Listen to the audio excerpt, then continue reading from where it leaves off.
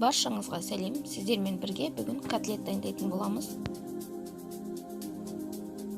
Бізге керекті нан. Нанымыздың шетін кесіп аламыз. Оның үстіне су құйып, жібітіп қоямыз.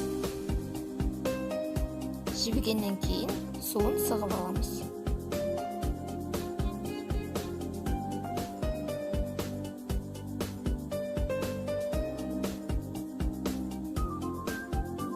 Bir piyaz қосамыз. Пиязымызды төртке бөліп, блендермен езіп аламыз.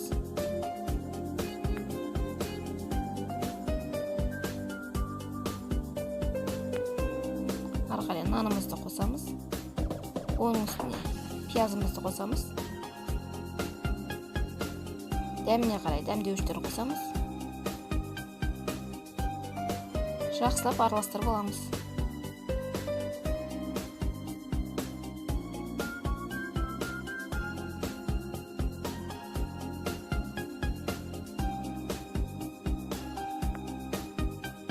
Видеодағыдай форма жасап аламыз. Қызып тұрған табамызда екі бетін аунатып қуырып аламыз.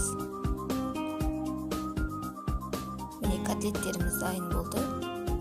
Өте дәмді болып шығады.